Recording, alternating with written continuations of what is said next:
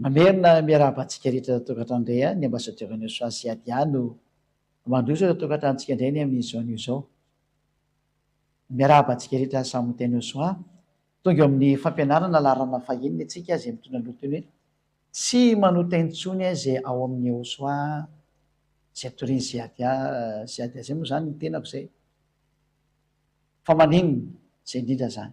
Zay reo valintsika fa maninona ny ao amin'ny osoa tsy manota. Inona ny antony mahatonga an'izay ary ao anatin'ity fandarantsika ity tsika vao afaka mametraka fanontaniana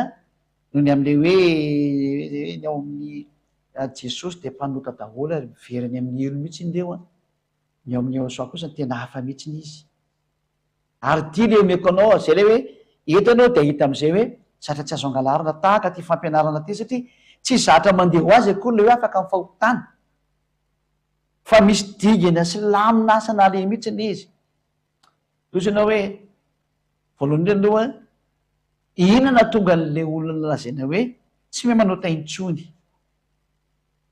Voalohany aloha ianareo olombelona ozaventsika mihitsy hoe ny olombelona dia reto anankitelo reto no mirafitra anazy. Izay zany tena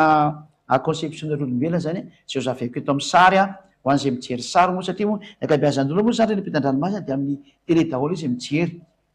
Dia somary hijery an'ity sary ity tsika aloha dia manasantsika rehetra naraka an'ilay sary zany voninahitry dada Iava sy Joshua. Ianareo olombelona io dia voarafitra amin'ny vatana. Voalohany indrindra aloha tia ny vatana anareo zany ataontsika mitovy loko amin'ny tany mihitsy ny ity zao ny tany ity. Dia iny ny vatananareo iny. Io zany nareo ianao ny hoe voa amin'ny manao sary zany dia mandika daholo ny rehetrarehetra sady efa atao ny dikany dia manazava koa ny mpandika teny rehetrarehetra zany hoe io zany le sary zany. Io ianao io zany ianao izay mahita sy mijery io ary mandre. Dia ao anatinao dia misy ny atao hoe aina sy fanahy. Io anankiroa moa zany miaraka indray izy. Ity ny fanahy indray ataontsika n'ity ny lokony. Ity ny fanahinao zany ity. Io ny tena mandravitra anao moa tsy io. Io ny tena ianao fa izy fotsiny tsy hita maso fa io ny tena ianao. Io zany le fanahy io ny tena ianao nataoko ohatrany loko volomparasy indray izy tsy volomparasy ohatrany hoe ino moa zany rose fuchsia eka fanaovana azy rose violet dia ilay fanahinao fanahy maolona zany fanahy olona io. Ny mpandika teny moa zany mandika anazy araka amin'ny fiteny samihafa fa io zany le fanahy eo anatinao io fanahy ary miaraka amin'iny fanahy iny kosa iny dia iny no aina. Ity zany manaraka an'ity ny aina zany. Ny aina moa eto amin'ny partie foentiny misy azy ao ny teny hipetrahany eo aina. Io ny aina. Zany ireo zany no mandravitra ny olombelona. Rehefa soratana zany no mandravitra ny olombelona dia ny voalohany ny maha olona anao. Io le atao hoe nofo. Nofo izy zao io ianao io zany nofo izy io. Aloha verina tsara amin'le izy anazy tokoa dia nofo. Nofo ny dikan'io. Ty marron ty zany io le atao hoe nofo io. Nofonao zany io ty izy ity.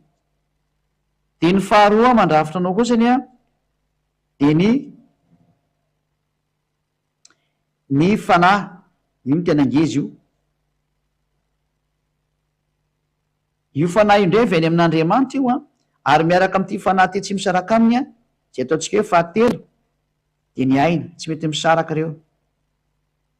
Reo zany ny mandravitra nareo olombelona. Amoaka toko sy andiny aminareo ny manamarina zany teny zany hoe reo no mandravitra nareo ilay nofo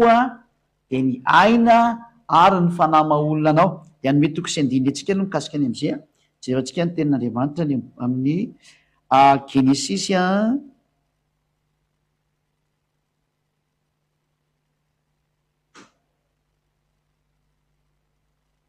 Genesis toko faharoa. Anazavany amin'izay Genesis toko faharoa dia andinin'ny fahafito. Dia mety misy olona miteny hoe aiza koa ny hamarina zany ka io tsy mbola nisy zavaboary na fahefana na hery afaka natohitra ny tenin'ny dadako izay ao anatin'ny soratra masina io. Tsisy. ary zay mihitsy ny atomba avantsika rehefa ny afarany ihany hoe izy aminareo navita nanohitra an'io teny io fa manaraka an'io teny dadako io daholo tsy Yehosoako io zao tontolo zao zay ao anatin'io soratra masina io saingy tsy fantatrareo le izy fa tonga izay adiapa fantatrareo le marina zany mahatonga na miantso anareo hoe manatona any Yehosoa fa izy le tena marina le Andriamanitra marina tena mpamonjy io le tena niantona teo amin'ny fijaliana ary mitady ny hevitra amonjeny anareo fa reo karazan'Andriamanitra reo le midefy anazy reo le devoly idiny nakety daholo reo de miara-miasa amin'ny devoly ry zareo de manohitra ny teny zao famarinana zao satria nareo zao ny ametrahako fanontaniana ina moa zany tokony andefasana io zanak'Andriamanitra eo ty ambony tany raha ohatra ka tsisy olona le fahotana raha ohatra ka mitondra problema ao anareo le raha tsy mitondra izy de anao inona ty moa fa matoa tonga izy de misy problema any famonona fananareo le izy ary zay sary zay mihitsy iny tsy tiany devoly de midefy anazy ny devoly de mamorona fampianarana hafa izy hitantsika ohatrany hoe raha ohatrany hoe Yahosoa anatin'ny baiboly io na soratra masina vitan'zareo nanaovana azy nataony hoe Jesosy na Jesoa ohatran'izay de zareo hoe tsy manana hery zany le Andriamanitra nareo misy antony matoa izy tsy nikitika an'io satria efa nazavaiko tamin'ny voalohany hoe efa no azavaiko tamin'ny voalohany hoe raha ohatrany ka tsy nisy olana ny zanak'Israely reto tao voalohany de tsy niova io anarana io satria nipetraka teo foana ny famonjeny fa rehefa nanota kosa ny olombelona de tezitr'Andriamanitra de tsy nasaina nono ny anarany tsony ka natrany am'le zanany koa zay mitondra famonjena aza foana daholo de nareo lasa mpanota io zay ny antony fa tsy akony tsy nanan-kery Andriamanitra manana hery mihitsiny izy fa izy mihitsiny rehefa tezitra sy sorena de miala izy ka rehefa miverina aminao izy am'izao fotoana mahino anazy zao ianao metezanao hiaraka aminy kosa zay kosa de marina zay metezanao hiaraka aminy kosa satria efa tonga izy anatona anao de anjaranao kosa no manao ny fihetsikatsena manatona azy am'izay rehefa tsy anatona manao de miavonavona ary de miandry anao ny elo ary andry anao ny fahoriana sy ny fangidy firiana sy ny ranomaso sy ny tomany satria tonga teo aminao ny fanavotana tsy miraray ianao de nirinao zany de niloza sy ny zavony matsiravina mely ianao de tatazo ary rehefa zay ny tadiavinao Genesis toko faharoa andininy fafito ny vaketsika tia le niteneniko teo ary vovotany no namoronany ava Andriamanitra ny olona iny zany le hoe nofo le nofonao iny le vovotany ary nofofony fofonaina mahavelona ny vavony de tongolombelona izy iny fofonaina lefany iny iny ny fanahinao miaraka amin'ny aina zay misy aina zany miaraka amin'iny fanana lefa atao aminao iny zay le izy zay ndao vaketsika am'izay le mombany am'izay teny zay moa marintsika Joba toko fahefatra amby telopolo andininy fahefatra ambin'ny folo Joba 34 14 Joba 34 14 mariko moa fa afaka manaraka direkta daholo nareo na amin'ny fandika teny anglisy mivantana fandikana teny frantsay mivantana miara-maino daholo nareo zao ary ny fandikana amin'ny teny sinoa mivantana zany efa miara-maino nareo niditra antsetra indray moa zany manaraka de ny teny rosianina ho alefa direkta eto indray ny teny rosianina maory nitseritra any atokantrano any satria zay moa zany ny famarinana rehefa teny zay adia lefa asykoa ty teny ty de mandefa zay adia Joba 34 14 raha tahiny ka ny tenany ihany no iveriny de tsy ampy ty fa sinakainy de ova sokafana manontolo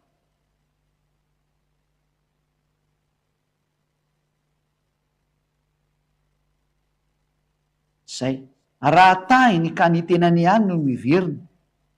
ka angonoany aminy ny fanahiny sy ny fofinainy le olona zany io resahany io hoe ho angonony dada iava miverina makany aminy zany ny ain'le olona sy ny fanahiny mazava zany fatamizana nefa le fofinaina de aina sy fanahiny miaraka tamin'iny ka ny ateo fofinaina zany de ny fanahiny dikan'izay no mibahana de ny aina manaraka an'iny ianao le afaka miaina io zany angonoany aminy ny fanahiny sy ny fofinaina de hiala avokoa ny ainy nofo rehetra miala zany le aina ary iverina mivovoka ny olona zay hoe raha hoasoron'Andriamanitra hono zany ny ainy sy ny fofinainy araka ny voalohany ho any amin'ny fanany sy ny fofinainy. De rehefa solo de miala ny ain'le olona,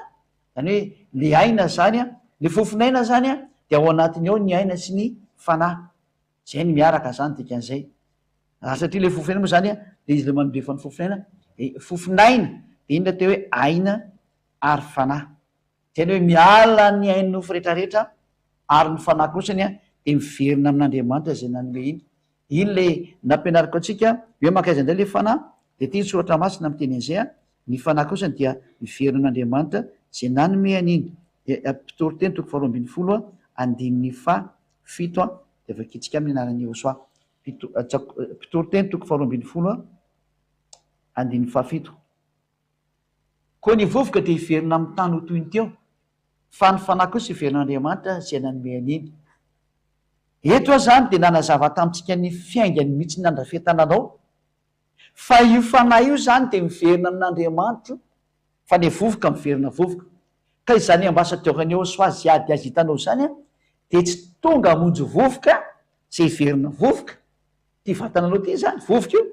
tsy hamonjy anao fa le fanahy. Zay le tenako aminao amin'le sary ato ho an'izay mijery sary moa de hita hoe io fanahy nataoko sary ohatran'ny mavokely io a, io le hovonjena, io le zay ho tonga hovonjeko zao.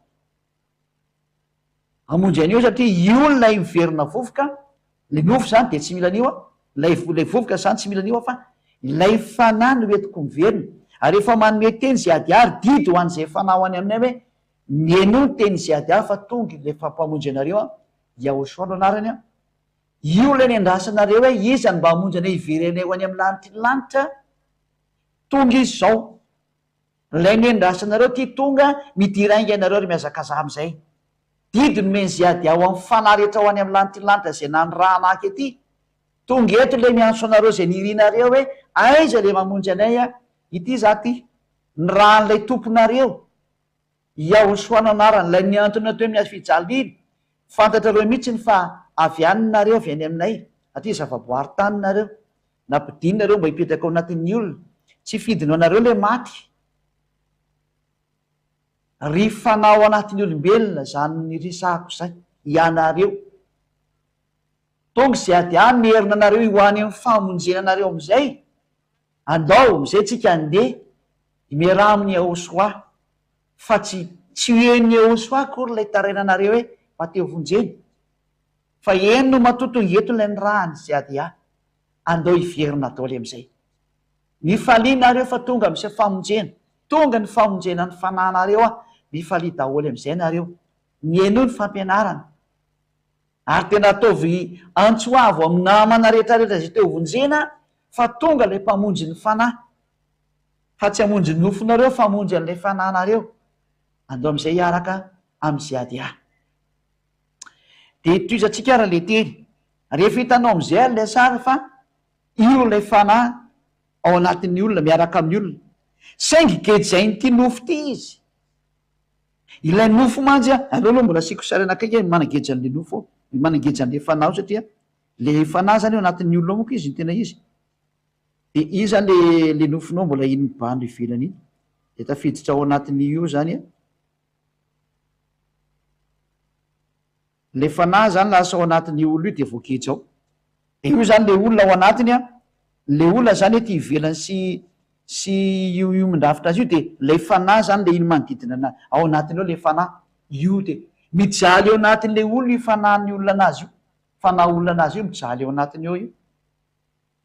De io le miantso vonjy, ianao le hoe te za teo vonjena, ianao le miteny hoe za teo vonjena, io mitady an'Andriamanitra io a, tsy ty nofonao ty fa io fa voaoziny io lasa vovoka, tsy io zany io mitady an'Andriamanitra io. Ke feny vokatry ny nofo de fahatezeran'Andriamanitra. Nao nge vakitsika izy teny zay, ino ny vokatry ny nofo io? Io nofo io nge ka miady amin'Andriamanitra io zany tsy hamonjy an'io nofonao io mihitsy io Andriamanitra io. Zay no mahatonga ny hoe tena tsy mety ane io ataon'le mpitondra fihevana mivoy fahagagana sy fanasitranana io, mivony resaka nofo izy ny tena marina, ratsy be ao anatin'Andriamanitra mihitsy io. Galatiana 5:7-10 vakitsika zany. Galatiana 5:19 zay no vakitsika amin'ny anaran'ny Yahosoa. Galatiana 5:7-10. de miara-mamaky doatsika rehetra ny tokantrano any a indrindra fo anareo rehetra ny ampitan-dranomasina any tsy lavitra tsonareo efa hitakekinnareto ziady a manatonina ziady am'izay a zay deotsika ho any amitsika zay ny tena marina andeotsika ho any amitsika satria ianareo de avy any aminay nareo ary miantsoantsonareo mihitsy azo natongavany ziady azao hoe miantso vonjinareo mba vonjeo zay fa tsy fidino anaina tonga maty tety marina zany fa noho ny am'le ahosoatianareo olombelona de rehefa nanamboatranareo vovoka izy a de mba atao hoe mitovy amin'andriamanitra nareo mitovy aminazy mitovy am'ziady asy ahosoa dia nomena lay fananareo de iny fanahy iny rehefa tonga tete tany de maty no nanaovanareo nofonareo anazy nareo olombelo io zany resako zany vononareo lay fanahy ao anatinareo ao atsipinareo any amin'ny ela noho ny miadalany le nofonareo ka io adalany nofonareo mihitsy ny sanana io a ary vita ny famonjena ny famonjena nataony ahosoa zany a de manala ny nofonao iny tena nataony ary zay zao ataony ziady azy ao ovononay ny herin'ny nofonao io ovonony ziady any ny herin'ny nofo io any alalan'ny fahefany ahosoa satria ahosoany manao an'izay zay le hoe maninona hoe maninona no tsy mahay manao ratsy tsony ny olo ato amin'ny ahosoa de alefako atreny voalohany mihitsy de hitanao am'izay izy hoe ay ve zany le famonjena ary mahatonga saina am'izay zay no mahatonga nany manao antsoavo am'izay fanavy any amin'y rehetra avy any am'ny lanitry landry avy any am'ny dada iavasy ahosoa tonga ziady tonga ziady aha hamonjy anareo fa ziady aha moa zany rehefa fezindrena to hoe ziady fa lavabe le ziady aha fa tsy maninony zay de mieno daholo nareo galatia toko fadimy a noko andiny fasy ambiny folo ka hatramin'ny zay makitsika anazy eo ary sivy ambiny folo mieny daolona atsika ty ary ny asan'le nofonao hitatsika teo le verina vovoka fa miariary ohatrany tsy natefana niny zay sy ndraikitra kely ny connexion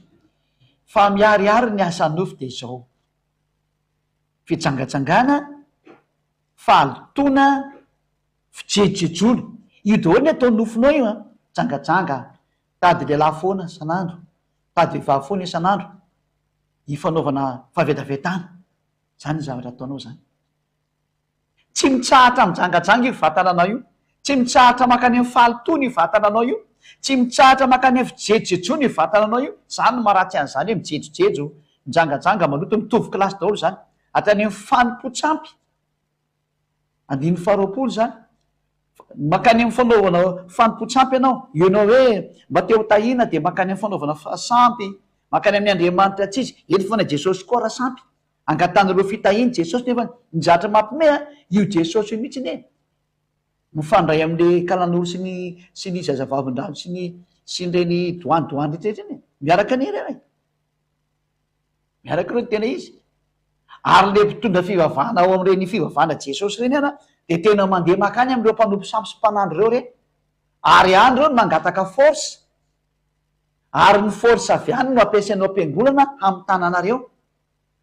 nareo moa mpanota raha teo de mandaitra anareo mihitsy ny teniny de minotenina devoly nareo satria nareo de avy any amin'ny devoly ka ny devoly samy devoly mifampiaino de io nareo miaraka miaino feona devoly io fa ny eo amin'ny ahosoa kosany tsy mety miditra am'izany satria sady tsy azo zany zay ny atao kosany hoe ny ao amin'ny ahosoa mandrava devoly ny asany zay ny asany atao amin'ny ahosoa fa meko anao sady aloha aloha to izany teny hoe fanaovana ody ratsy fandrafina fifandirana adylahy fiafinaforana fifampiandaniana fisarahana io zao le mifampiandany io zao re nareo samy jesosy de mifampiandany miady ao fisarahana nareo samy eo am' jesosy nefa misaraka nareo zay no tonga hoe ny ato amin'ny ahosoa tariany ziady a tsy misaraka zany raha vo miaitra hoe iahosoa lay tena iahosoa zay tsy mitandrana didifolo a ziady any nampianatra an'izany ary rehefa resy lahatra ianao fa tena ziady any nampianatra anao satria zany nampianatra zany efa tena tananoka tamin'ny taona 1995 no nitoriny zany zao fampianarana izao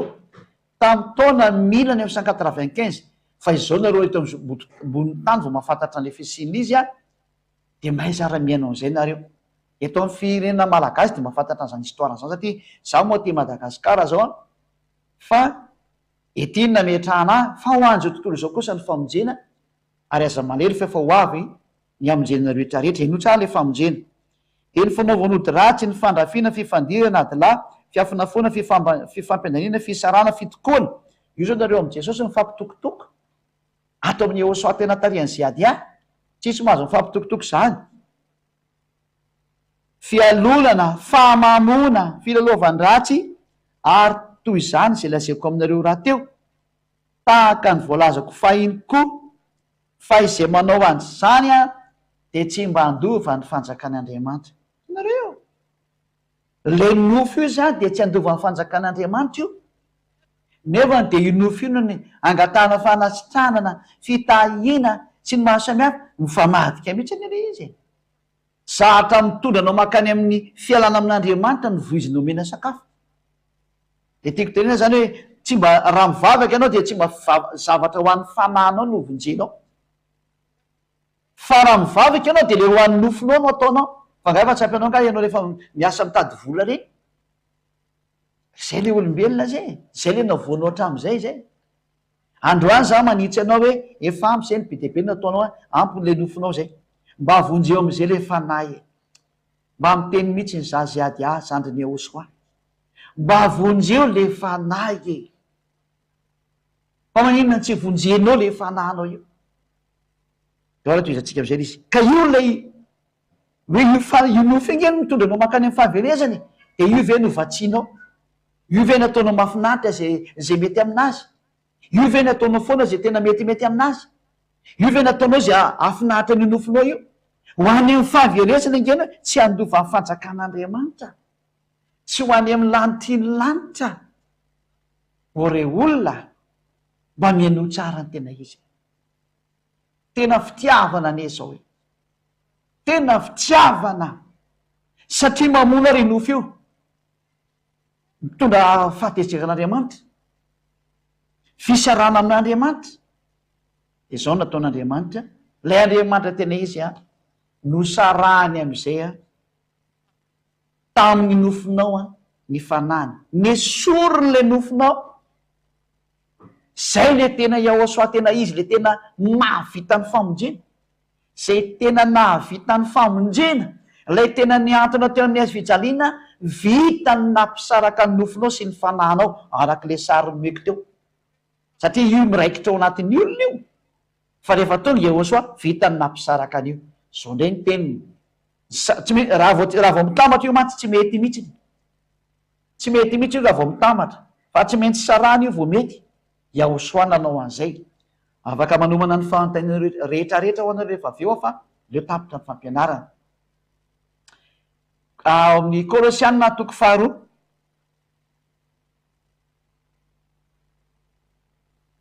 Kolosianina toko faharoa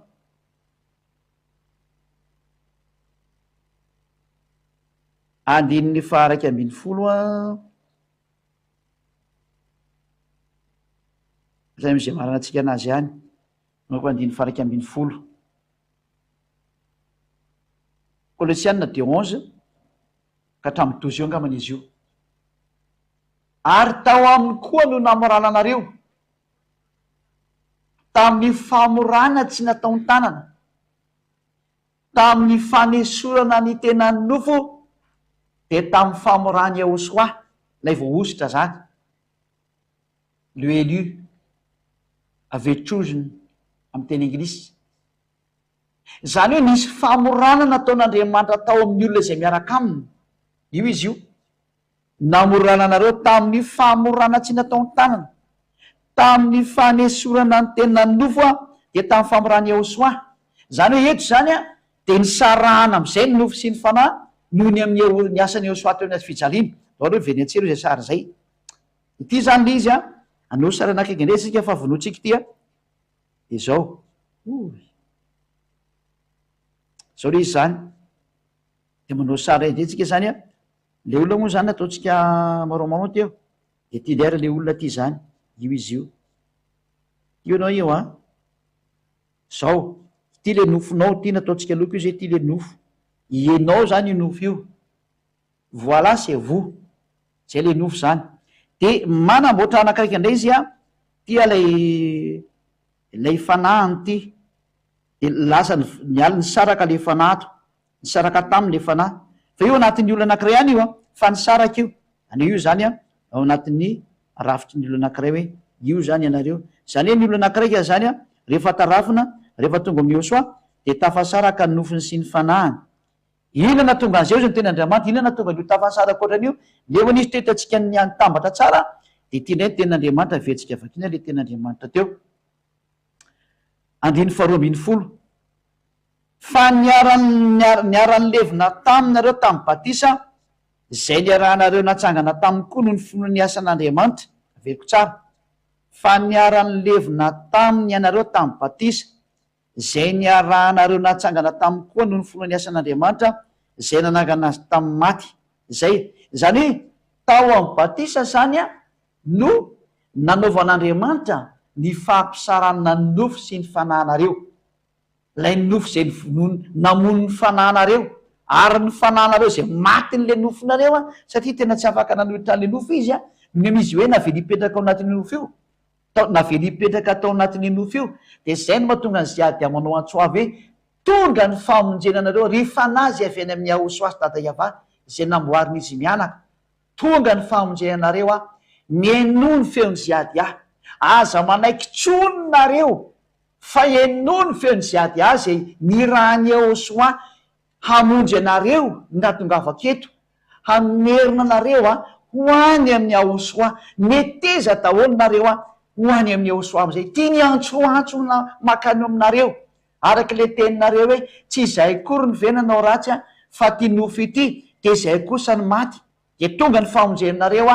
tonga ny fampisarana anareo amin'ny nofonareo ho sarana amin'ny nofonareo nareo ary ho avela irery am'izay kosa nareo tsy tambatra amin'io fo ampiarahana amin'ny Ahosoa am'izay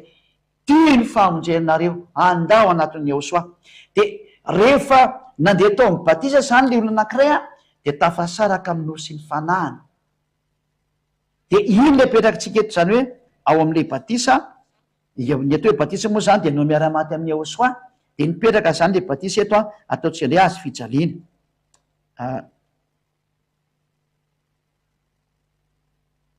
mifamadika le izy de apetrakintsika eto ary ny azy fijaliana Ahosoa ataotsika ina reny izy ataotsika n'ity bleu ciel ty eo ary ny azy fijaliana Ahosoa mipetraka teo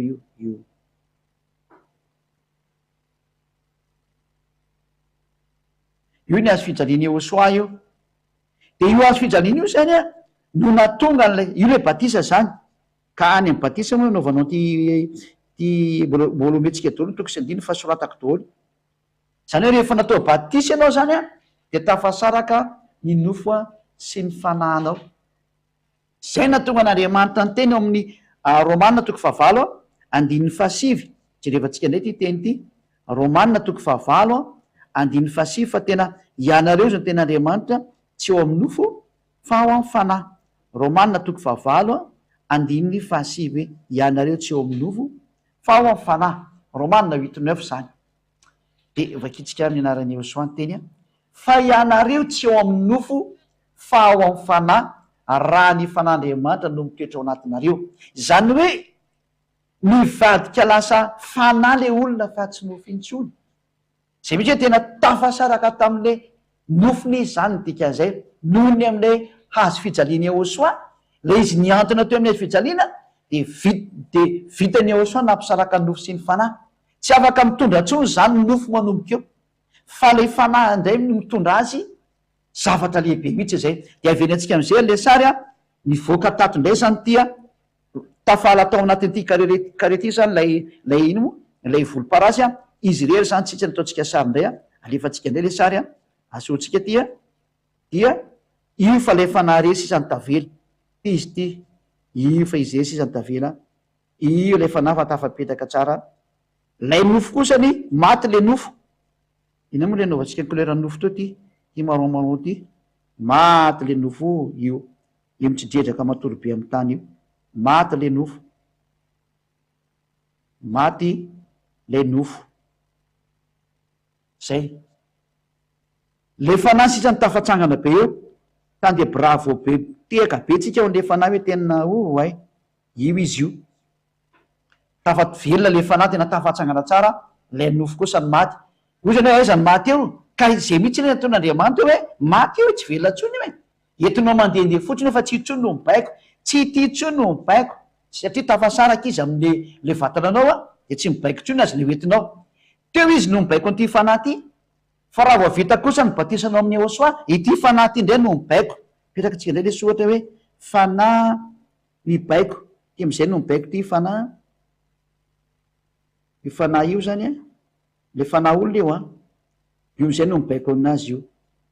io no mibaiko anazy am'izay ty fanahy leo ataotsika fanahy kely satria olona izy a petit f zany de rehefa nahazo an'lay ina moa nahazo an'lay fanafahana fisarana zany le fanahy de atao inona am'izay izy manomboka eo angambany fafana kely ty fa ohatrany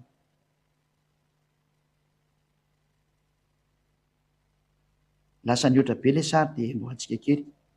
zao a efa tafasara kely ty hoe ty le hoe fanahy io le fanahy io zany i tafasaraka tam'le nofo izy io de rehefa tafasaraka tam'le nofo izy a de ozy ny ten'Andriamanitra inareo tsy ao amin'ny nofo tsy hoe fefa amin'ny fanahy io izy io ary manomboka eo io olona io a de ny zavatra tadiavin'io olona io de ny teniny Ahosoa foana am'izay ny sakafony Ahosoa de ny teniny Ahosoa de zay ny sakafon'io zay na tonga ny Ahosoa amin'ny teny hoe ny teny zay lazaiko taminareo a de fanahy sy fiainana ary mandehana araka ny fanahy de tsy matateraka ny fanahy ny filany nofon-tsonareo deo vaketsika aloha ny teny Ahosoa hoe ny olona zay efa tafasaraka amin'ny nofony io a de ny sakafo hoaniny am'izay de ny teny Ahosoa de zay no mahatonga hoe raha vao ny olona akaiky zany ny vita batisa de mitady ny teny Ahosoa foana izy ary raha vao ny olona akaiky maniry araka amin'ny Ahosoa de mitady ny teny Ahosoa foana izy zay daholo ny sary miseho ohatra ianao zao ty teniko ty a de mitady am'izay ianao satria teo vonjena le fananao te azo an'le sakafo foana izy a satria izy te ho any amin'ny lanitra lanitra zay no tonga ny hoe tsy andronao tsony aza na eonana am'zay ady aho hoe aiza zay zay ady ahy zay fa tena teo vonjena mihitsiny a de nao nge vakitsika am'izay le teny teo e ina moa le nyteneniko teo le teneny teo le hoe Jauna toko fahenina andiny fahatelo ambinipolo zay le nyteneniko teo Jauna 6:63 Jauna 6:63 hoe ny teny lazaiko anareo de fanahy sy fiainana zay ka rehefa lasa fanahy sy fiainana ny teny meny Ahosoa de ozy ny teny Ahosoa e satria ny teny Ahosoa zany le ho an'ny fanahy de ozy ny teny lalàna navoaka ny Ahosoa tamin'ny Paoly indray hoe ny apôstôly Paoly hoe mandehana ry araka amin'ny fanahy de tsy matateraka ny ty nofo ty tsony ianao tsy rehefatsika atao zany teny zany vakina azy rehefa nivadika fanahy zany ianao teo satria maty le nofo a tsy eo amin'ny nofo tsony ianao fa maty iny de zao ny ten'Andriamanitra ny fanahy no mahavelona ho velomina araka ny fanahy am'izay zany ianao io ny tena mahavelona io fanahy io tenin'ny fanahy io zany ny nofo tsy mahasona inona ino le teneniko teo hoe maty am'ty nofonao ty io ianao io ny fijangajangana mirehare amin'ny arenanao anao nefa tsy hainao kory fa raha maty anao anyerinyery anga mahavojy anao io ka mahavojy anao ny trano be anao na ny tomobila be anao ny sambo be anao na ny roaplanina be anao ka mahavojy anao io ny antokana mahavonjy anao de zao famonjena menanao zao zao teny mamonjy anao zao ny mahavonjy anao ny tompony de Ahosoa ary ny zandriny de zay ady ady ty miresaka aminao ty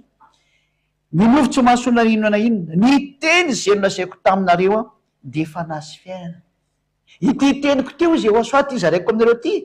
de io lay fanahy sy fiainana ho anareo zany hoe ty le mety ho an'ny fanahy ny tenin'ny Ahosoa am'izay ny mety amin'io fanahy io zany hoe manomboka hoe le olo ianao zay mandre a de hitady foana ty teny ty hoe aiza le teny mamonjy amin'ny fanahy fa le olona teo any amin'ny tsy marahafa-tsy ty nofony ty tsy mivaky loha izy zay nefa ampisaraka anareo amin'ny rehetrarehetra ary tena misaraka mihitsy ninareo a misaraka am'izay olo mitady many amin'ny lanitrylanitra misaraka am'tsy le teo tsy teo any fa teo very fa zay ady kosa miteny hoe handao vonjena daholo aza manaiky an'izany io very zany e de vola nge ny faly am'izay e aza manaiky an'izany ny ataonao de ataovy zay iarana amin'ny Ahosoa am'izay partout les moyens vonjeo ny fanahinao amin'ny hevitra rehetrarehetra mihitsy a vonjeo ny fanahinao tena vonjeo e tena vonjeo toy atsika ary ny teny mandehana ka ny fanahy de tsy hatateraka ny filany nofonareo Galatiana toko 7 nefa akitsika teny zay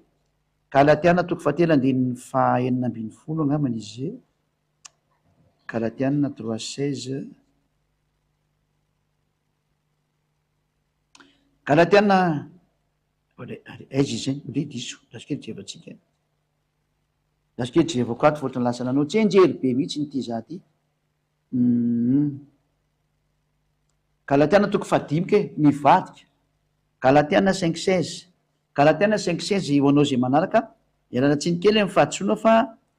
le izy koa moa za manao application foana de zay mahatonga anazy ty fa rehefa mivela ny baiboly de tadidika hoe ary le izy a tsy maintsy jerena kely izy vao tadidy hoe atsy Galatiana 5:16 fa hoy zao mandehana araka ny fanahy de tsy atateraka ny filany fotsiny miteny Ahosoa nefa le fanahy sy fiainana de ohatra ozy ny teny hoe mandehana araka ny fanahy io zany hoe mandehana araka ny teny Ahosoa de tena tsy ho vitanareo tsony mandeha am'ty nofo ity zany hoe ina le teny Ahosoa ary misy zavatra ina atao am'le batisa satria tafasaraka ny nofo sy ny fanahy tsy mahabaiky tsony ty nofo ty fa ny sinina atao am'le batisa ny sinina atao de zao ny valina tao am'le batisa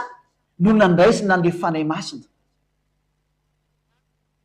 le fanahy masina zay atao hoe fanany fahamarinana zay mitarika na ny fanany fahasoavana zay mitarika na le atao hoe parakleto mpisolo vava eo ny nandraisana anazy avy eny amin'ny Ahosoa ifanahy masina io ary jerevantsika zay teny zay le hoe nandray ny fanahy masina anao rehefa atao amin'ny batisa ary io fanahy masina io le mitarika anao tsy anao teny tsony ary mateo anao zany nanota tsy le fanahy masina nyraisinao io fa fanahy devoly io fanahy mamitaka io niditsy atao anatinao io fanahy mitarika anao manota tsy fanahy masina zany hoe fa mieritsereta fanana devoly io mataonao manota tsy be ny teny tsisy resaka sentiment mihitsy zany no any devoly fa fanavotany ty ary avotana ny olona aza manaiky miasa mipetrahana devoly zany tsony hoe lasa ianao lasa ho dominina devoly aza manaiky azy zany tsony Korintiana voalohany toko faharoa ambin'ny folo de vakitsika ao amin'ny andinin'ny fahatelo ambin'ny folo ao rehefa atao batisa zany ny olona de tiany zahatra mitranga am'izay fa fanahy ihany no nanaova batisa atsika rehetra ho tena iray na jiosy na jentilisa na andevo na tsy andevo ary isika rehetra de efa nampisotroana fanahy iray zany hoe rehefa natao batisa ny olona zany de misotro fanahy izy ary io fanahy io am'izay no mitarika anazy ho any amin'ny marina rehetrarehetra io fanahy avy any amin'ny Ahosoa io fanahy masina ny Ahosoa io no mitarika azy ho any amin'ny marina rehetrarehetra zany ka vakitsika ndray teny Andriamanitra zay ho voninahitry dada Eva vakitsika araka ny hoe zany fanahy zany no nomena ny olona rehetrarehetra rehefa natao batisa averiko tsindrina kely io tsy teny zay fa misy zatra tiako apetaka eo hoe rehefa natao batisa izy de io fanahy io no sotroiny olona ary io fanahy io am'izay no hitarika azy amin'ny marina zay ny voalazany sotra masina ho jerevantsika ny Jaona voalohany toko fahenina ambin'ny folo Jaona zafaty fa Jaona voalohany Jaona toko fahenina ambin'ny folo hoe mitarika amin'ny marina io fanahy masina io Jaona 16:13 Jaona 16:13 zany Jaona 16:13 rehefa itsika amin'y 13 ka hatramin'ny 17 ety mihitsy ny vakitsika zao de miara-mamaky tsika fa raha tonga ny fanany fahamarinana de izy mitary-dalanareo amin'ny marina rehetra zany hoe raha voatafasaraka zany le nofo sy ny fanahy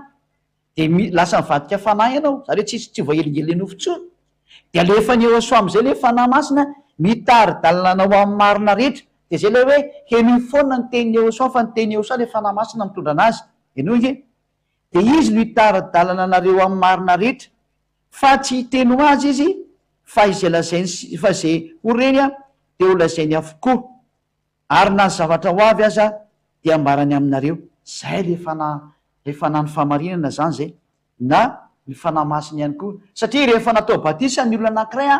de izy no mitarika azy io fanahy masina io de ho jerevantsika moa zay rika hatramin'ny bokiny anankiray zay aloha vakitsika ny bokyny jaune ihany 14:24 angambany izy jaune 14:23 angambany no jereo kely izy le tisondray jaune toko 4:10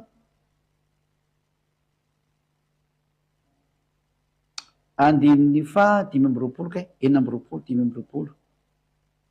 5:20 jaune 14:26 zay no vakitsika indray zao hoe le fanahy masina io no mitarika ao amin'ny marina rehetrarehetra io zany jaune de mandray toko sy andinonareo mba ahafantanareo le atsarana sy ny fahamarinana mba hifalin'ny fanana rehetrarehetra am'izay hoe zany ka tena famonjena mihitsiny zany jaune 14:26 fa ny mpananatra dia ny fanahy masina izay rany ray amin'ny anarako izy no ampianatra anareo ny zavatra rehetra sy ampatsiaranareo ny zavatra rehetra zay olasaiko taminareo zany hoe hifanahy masina io zany a de milatsaka amin'ny olona ary mba ampianatra azy ny zavadrehetra de o zanao hoe ina zany le fanahy latsaka teo io lay fanahy masina zany lay fanahy masina zany menanareo zany de ndoky tsika jerikena zay resaka hoe fanahy masina zay koa hoe ambokiny asan'ny apôstôly minatsika indray le hoe rehefa natao batisa zareo de nandray ny fanahy masina izy aiza moa nyteny iny asan'ny apôstôly toko 9:20 manomboka amin'ny andininy voalohany ka hatramin'ny aizany farany am'izay afarany eo zany ndraiky izy ohatsika rehetra tokantrano ao amin'ny andininy 7 angambany afaran'le izy asan'ny apôstôly toko 9:20 manomboka andininy voalohany ka hatramin'ny fafiry zany 7 zay de miara mamaky dolo tsika hitra tatokantrano ato asan'ny apôstôly toko 7:20 desondray asan'ny apôstôly toko 7:20 toko 7:20 de manomboka andininy voalohany vakitsika am'izay fiafarany ihany ary raha mbola tany korinto apôlôsy dia nitetiny tany ambony paoly ka tonga tany efesosy dia nahita mpianatra sasany teo izy any hoe nandeha nitety tany zany paoly de tonga trany efesosy de nahita mpianatra teo izy noho ny ka nanao tam'ireo mpianatra hoe efa nyraisinareo va ny fanahy masina fo ny voaminonareo ka ny fanahy masina mihitsy zany no nytenenety hoe raisina rehefa voamino ka rehefa mino ka atao batisa ianao dia zay le vonjeny zay maohatry ny lalàna zay mino sy atao batisa no vonjeny marika toko 2:20 andininy 2:20 zay marika 16 zay mino sy atao batisa no vonjena ka raha vo mino zany le olona de tokony mandray ny fanahy masina izy ka ilay fanahy raisinarika tamin'ny batisa zany no atao hoe fanahy masina mazava be io teny io hoe raha vo ninonareo de aza le fanahy masina satria rehefa mino olona de tsy maintsy atao batisa zay le izay marika toko 2:20 andininy 2:20 marika 16 zay misy atao batisa no vonjena zay tsy mety mino kosany de hoelohany rehefa tsy atao batisa ianao zany de hoelohany ianao ny afaranao rehefa mandray an'ity teny ity nefa tsy milalà raha mandray an'ity teny ity anao nefa tsy milalà de ho bedibenao sady ho tsipin'andriamanitra ny amin'ny elo any izay mino sy atao batisa no vonjena zany hoe raha vao mino ny olo anankiray de mitaky batisa io de iny batisa iny zany ny fanesorana ny tena nofinao ary andraisanao an'le fanahy masina ary le fanahy masina mitarika anao de tsy mahay manoto intsony ianao manomboka eo zay le izy ovaketsika kely zay ten'andriamanitra zay le hoe tsy mahay manoto intsony rehefa atao batisa reo avetsika avekena kely hoe galatiana toko 5 teo andininy 4 mba tsisy fahatsonatsony le itanena fa nampaleko kely galatiana 5:22 vatsika ny atsaran'ny olona mahazo an'le batisa am'izay mandray le fanahy masina galatiana 5:22 zay le valy teny hoe tsy mahay manota intsony olo atao amin'le osoa noho ny am'izay sary eninareo zay tena le fokatrany amin'ny voalohany mihitsy le sary mba ho hitanareo mihitsy hoe tena mitombona le hoe tsy mahay manota intsony eo amin'ny osoa fa matombonareo zany manota ka tsy eo amin'ny osoako nandre fanatsizy nareo galatiana 5:22 hoe tsy ampy kely raka izy leo zany sokafatsika tsara lavidavitra tia galatiana 5:22 rehefa teo afaka ianao fampahoriny divoly sy ny asany maizina rehetra mandengejanao reo manatona ny ahosoa rerany ny vaholana fa nyvokatry ny fanahy kosany ty zany le fanahy nraisinao ty de fitiavana fifaliana ny olona ato manana ny eosoarina ny fanahy masina de feny fitiavana foana feny fifaliana foana nefa ny anao mitady vola sy arena avy hoe mahazo fifaliana nefa tsy hitanao any le izy mbola fahoriana ary no hitanao ao ny te amin'ny eosoa kosany a miaraka amin'ny eosoa tany de miatana be tena ay e fifaliana fiadanana faharipo famoram-panahy fanaovantsoa fahamarinana tsy mika zany izany olona ty manao soa marina mora fanahy maharipo tsy mety manao zahatra ratsy mihitsy izy zany fa raha vo manao ratsy amin'ny eosoa kosany tsy faly izy a za le hafa zay falemem-panahy faholonam-po ary tsy misy lalàna manohitra zany zay ny olona manana ny eosoa vita bateso amin'ny eosoa zany taritany le fanahy masina de tsy mahay manota intsony izy satria maninona zay le hoe manana ny fanahy masina mitarika anazy izy ina moa zany no ataony ho fahotana ntsony zay le tonga ny tenin'andriamanitra hoe tsy mahay manota intsony izy jaona voalohany a toko fahatelo a aventsika indray ny teny noho ny amin'ny fanahy masina io andiny fasivy akitsika amin'ny andiny fasivy jaona voalohany toko fahatelo andiny fasivy zay jaona voalohany toko fahatelo andiny fasivy izay rehetra nateraka andriamanitra no tsy manota satria ny voany mitoetra ao anatiny io le fanahy masina io ka tsy mahay manota intsony izy satria nateraka andriamanitra nateraka tao amin'andriamanitra izy nateraka tao amin'ny fanahy zay nateraky ny nofo de nofo azy nateraky ny fanahy de fanahy ka ny olona tao batisa de nateraka tao amin'ny fanahy de le fanahy no mitarika azy a ka rehefa fanahy masina no mitarika azy aiza ny ampanota azy tsony le nofo efa nipiteny tarihan'ny batisa aiza ny ampanota azy tsony zay no mahatonga ny hoe rehefa taritiny fanahy masina le tao am'le batisa de tsy mahay manota intsony izy tsy mahay manota intsony izy rehefa nitaritin'le fanahy masina de zay no tonga ny hoe ho anao zay mahainao an'ty teny ty rehefa tianao zany hoe tena hiadana fa izay tsy ary tsy hanota intsony fa ny tsy mpanota mantiny mahazo makany amin'ny lanitry zao ny antony io lanitry io de misy teny hoe tsy mahazo miditra ao zay tsy masina e vitatsika iny tamin'ny fampianarana apocalypsie 21-27 avetsika vetivetika apocalypsie 21-27 apocalypsie 21-27 somary mihoatra kely ny oratsika am'ty satria misy antony tsy maintsy azavaina amitsika mihitsy mantsy apocalypsie 21-27 ary tsy mba hiditra ao mihitsy zay tsy masina na izay manao vetaveta na izay mandainga fa izay voasoratra ao anatin'ny boky ny fiaina zay ny zanak'ondry ihany misy lalàna zany fidiranao amin'io lanitry io fa ny olona tsy manao ratsy ihany mahazo miditra ao ny antony lay tompony lanitra mihitsy no miteny hoe tsy mahazo miditra ty zay tsy masina tsy maintsy tanteraka ny mahazo miditra ty andovakitsika iny hoe Matthieu 5:48 e Matthieu toko fahadimy a andin'ny fahavalo ambin'ny folo Matthieu a toko fahadimy andin'ny fahavalo amby efapolo a vakio tsara nge Matthieu 5:48 koa am'izany a dia aoko ho tanteraka ianareo toy ny fahatanterany rainareo zay ny an-danitra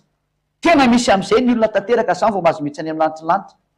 tsy maintsy tanteraka vao tonga any amin'ny lanitry zany hoe rehefa tsy tanteraka ianao zany de tsy mahazo makany ary ny ato hoe tanteraka de parfait ka le tompotrano io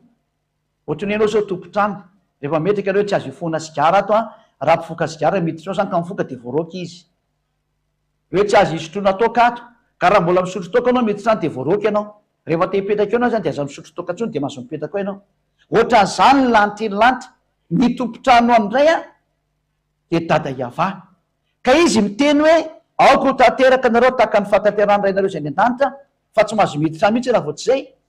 de tsy iza kory ny salotiny amin'io na iza fa le tompotrano any mihitsy de iaiava noho ny amin'ny fahamasinany ho any amin'ny toerana misy azy ianao a tsy ndriko tsara zay ho any amin'ny toerana misy anazy ianao de tsy maintsy masina ianao vao tonga any tsy maintsy olona tanteraka ianao vao tonga any satria tranony ioko tsy tranonao io fa tranony ary izy mametraka fepetra hoe rehefa akaty aoko ho tanteraka ianareo votosika izy notosika izy som parfait donc jeantsika izy teze satria misy olona miteny hoe aizako koa misy an'izany tanteraka zany fa nareo de mirediredy mihitsy le aizako koa mahapossible an'izany andao tsy rehefatsika ny tenandriamanitra hikarika kely izy a hikarika kely am'izay mihitsiny a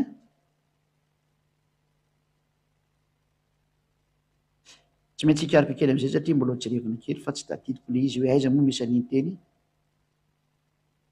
ikarika kely tsika aiza misy an'iny teny iny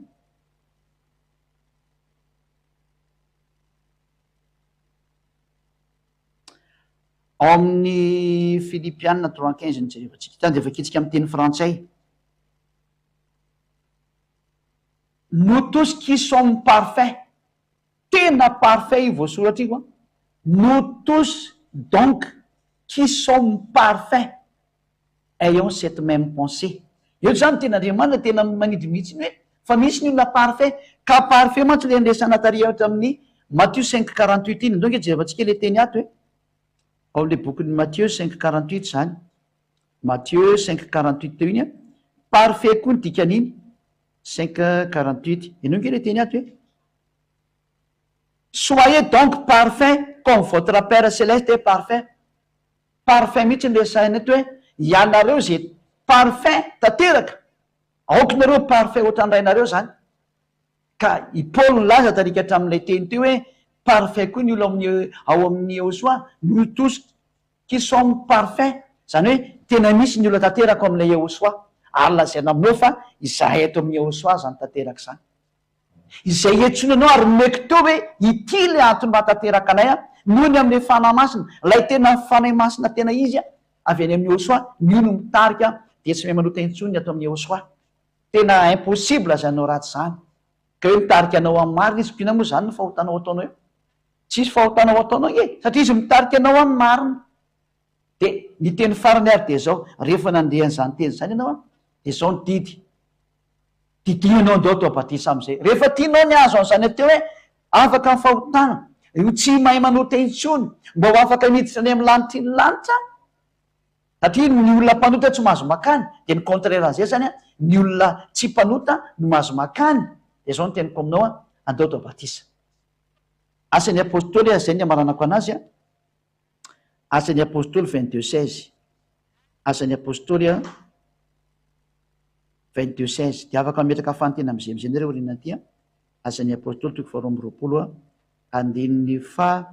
9:10 zany a na ny avy any ampitan-dranomasina na ny avy tanterana eto Madagasikara afaka mampita mandefa fanontaniana daholo nareo a amin'ny laharana telefônina mapetraka kely amin'ny écran am'le numéro telefônina de voakiko raiky izy. Asan'ny apôstôly 22:16 ary ankehitriny inona no mampijanona anao. Ianao zany zao de tenenina mihitsy inona zany mampijanona anao. Ianao zay mahita ana mijery anazy sy mandre ana amin'ny radio internet ny télé internet sy mahasamihafa io ianao zao nitratran'ty teny hoe inona no mampijanona anao. Mitsangany mentsoa ny anarany ianao zany de didina mihitsy ny hoe mitsangany ianao a de antsoa ny anarany io Eosoa io zay le hoe tsy mentso miantso ny anarany vo azo vonjeny ary le anarana antsoinao a Eosoa am'izay raha zany de tsy voavonjy anao ary renao zany ka tsy manao batisa tena tsy voavonjy anao fa io batisa nataonao nge batisa ny aranao tamin'le Andriamanitra tsy izy natonga anao mpanota de niaraka tamin'ny devoly foana ianao hatram'izay rehefa tsy volonao io a de miaraka amin'ny devoly hatramin'ny farany ianao na navono io batisa anao io fa tsy mety io de aoka atao batisa ianao a ho sasana ho afaka amin'ny fahotanao rehefa tianao zany ny tena dio ho afaka amin'ny fahotana ho voasasa tsy mpanota intsony a tsisy fahotana intsony a metsony anarany Eosoa de atao batisa ianao a de tena afaka amin'ny fahotanao zay afaka amin'ny fahotanao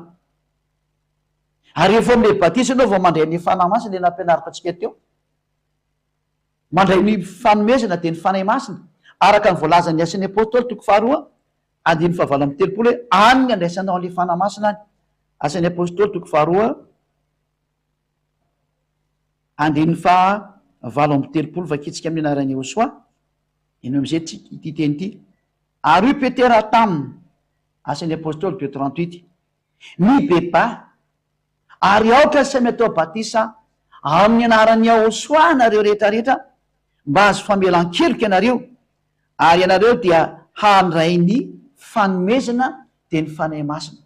andrayn'le fanahy masina am'izay ao amin'ny Eosoa le batisa no atao fa ray Jesosy no naovanao batisa de mitafy an' jesosy ianao ary tsy ho afaka zany mandrakizay ho anareo zay miteny hoe azay ko nge efa tsy manao teny ntsony eza miteniteny foana lay batisanao nganao afaka atao vakitsika ny galatiana toko fatelo efa nyteny faharoa moa fa ty ny tena farany ty galatiana 3:27 zay no mahatonga ny hoe raha tsy atao batisa ty amin'ny Iosoa toriny zay ady ay ianao a miaraka amiko ianao zany vao mety io batisa io tsy afaka aho zany ianao fa aza mirediredy zay mihitsy aza mirediredy fa tsy afaka ho zany ianao tena famarinany zany anao zay mieny sy mandreana galatiana 3:27 fa na izy nareo natao batisa atao amin'ny lay voositra Iosoa zany io de mitafy any Iosoa satria moa Iosoa ny toriko eto ty mantsy le tony le misy teny diso any de be deabe ny efa apetraka amin'ny normal satria jesosy napetraky ny olona zezo napetraky ny olona zatra tsisy zany andriamanitra zany andriamanitra mampanoty zany tsy mety zany miala am'zany ianao ka eto le teny hoe raha natao batisa atao amin'ny jesosy ianao zany a de mitafy any jesosy foana ianao atao farany ny akanjo tafinao eny zany de jesosy na eo aloha na orina miraikitra amin'ny vatanao zany anarana jesosy zany tsy afaka ianao raha natao batisa atao amin'ny didi folo ianao zay mampitafasaraka anao n'andriamanitra de mitafy didi folo hatramin'ny farany ianao fa tsy afaka eo aminao io didi folo io raha maty ianao zany a de zao ny hitan'io andriamanitra tompony fampianarana zay mandefanao any amin'ny elo io satria anao tsy mety miainy ozy izy hoe ino ty fitafianao ty ino ty didi folo ty nefa anao amerikana ianao sinoa ianao frantsay ino ty fitafiny ty aono ty ianao mitandrana didi folo ty nefa nefa miteny fa natokana ho any israeliana reo riany io ary any israela reo riany io ny azo tandremana ahoany ianao no mitandrana an'io zay le fanteny apetraka aminao ary ahoana ty jesosy be amin'ny akanjonao ty na ty jizasy be ty na ity jésus be ty ahoana io hipetraka aminao mihitsy zany fanontania zany eo izy osa lasa tsy mpazo any amin'ny elo any io fa ola adverserako velona ataonao misehoana atreko izy osa mpanota velona io izy ny tenin'andriamanitra atsy mpazo any amin'ny elo any io mpandika lalàna atsy mpazo any amin'ny elo any io de zao ny teniko aminao ny dikan'izay tena tsy voavonjy ianao raha tsy asorinao io fitafiana io satria anao natao batisa atao am' jesosy a de mitafy an' jesosy mpampanota ary mitafy an' jesosy andriamanitra ny grika zay mbola zavaiko ntsika fa tsy ampitsony fotoana zany tsy mba andriamanitra ny jiosy io fa andriamanitra ny grika any io e jésus était nom grec any io e nefa le andriamanitra mpamonjy jiosy jauna 82 avy any amin'ny jiosy ny famonjena le mpamonjy zany jiosy ianao grika jauna 82 loha ampiko ihany le teny satria ilainana izy a ilako tsy nikena hoe teny hoe efa hijanona fa ilaina be le teny a fa namporofonanao mihitsy fa tena tsy mety mihitsy le toerana misy anao jauna 82 ianao nke ty de atao farany ato le izy ianareo mivavaka am'izay tsy fantatrareo izay kosa mivavaka am'izay fantatra fa avy am' jiosy ny famonjena ny famonjena zany de avy any am' jiosy nefa le jésus ianao grika c'était nom grec afaka mijery iny am' youtube ianao fa c'est un grec iny afaka mijery amin'ny wikipédia mo e any am' google any jereo fa nom grec io jésus io na io jizasy io nefa ny soratra masina miteny hoe ny mpamonjy de jiosy donc c'était non juif analana jiosy io zany dikan'izay ka tsy mety le nataonao hoe nampitovy an'io raiky hoe grika de ndray ve jiosy de tovy ary lay jesosy zay grika tsy mahafaka amin'ny fahotana fa mampanota Iosoa zay jiosy koa zany na afaka amin'ny fahotana ary tsy nanota iny tsosy zay niaraka aminy profony zany voalohany sy ny zanak'andriamanitra zay efa misy 2 arivo zay ny ato anjaranao mieritreritra hiditra ho isanay ve ianao ho any amin'ny lanitry hovonjenao ve ny fananao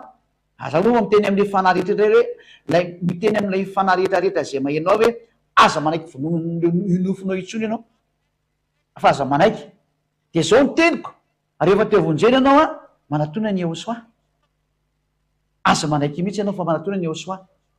ka noho zany averiko le teny teo hoe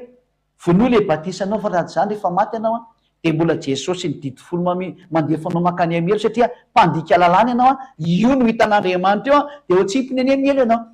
rehefa tsy tianao zany no atsipiny any amin'ny elo na frantsay ianao na amerikana ianao na anglisy ianao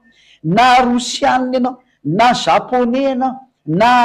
afrikanina ianao na izany izy ianao de zao ny teniko aminao a avotony fananao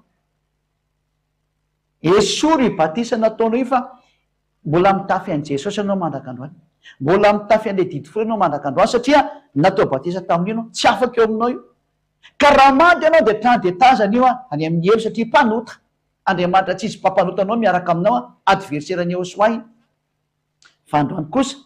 rehefa nenteniky anao ka resy lahatra de vonoa le batisa anao iny fa tsy izy iny andao manao batisa ty amin'ny eosoa am'izay antsory anao atao batisa ty amin'ny eosoa miaraka am'izay ady a fa zay natao hoe tsy mahay manota intsony ary tsy mitandrana didy folo intsony satria natokana ho an'ny israely any iny a fa tsy natokana ho atsika fa firenena aleo any zareo any iny fa tsy idiratsika ny tsika de eosoa ny atsika ary misy ny lalànany eosoa io no arahantsika zay no maranako anazy a manana lalànany eosoa tsika zay rahantsika mbola veriky ho iny a de io no rahantsika etrehtra jauna 12 a 49-50 a vaketsika amin'ny anarany eosoa hoe de io lalànany eosoa io zay nyteneko anao hoe zay batisa rehetrarehetra sy ny karazany teneko teo zay a lalànany eosoa daholo zany a de araho am'izay rehefa te vonjiny ianao a jauna 12 a vaitsika ny 49 sy ny 50 a amarantsika anazy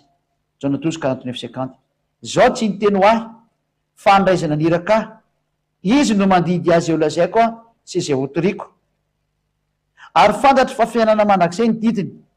koa la zay lazaiko de lazaiko arak'izay nolazan'ilay tampo io ny didy arahantsika ny didiny eosoa ary didiny eosoa le batisa hoe tsy maintsy atao batisa ao amin'ny eosoa ianao lay manala ny fahotana ary tsy mampitandrana no didy folo intsony a zay anao vao tena tsy manota intsony mifaranatreo ny teny koa raha misy manana fanontaniana de afaka miditra am'izay tsika raha soatsika rehetra samytena soa mba iangafiana teknisiana metraka am'lay lay zay io numéro téléphone plus 261 34 32 255 21 ho anareo zay any amin'ny mobile zany no jerinareo an'lay teny a plus 261 34 32 255 21 de vakeko moa zany zay fa zay ino moa zay fantena tonga ato fa rehefa tsy misy moa zany de fa mazava zany ny tena marina miaraba tompoko ty misy fantanina ty olona mandrava didy folo ve de tsy anota io ny fanontaniana zany ny tena tsy manota zany satria maninona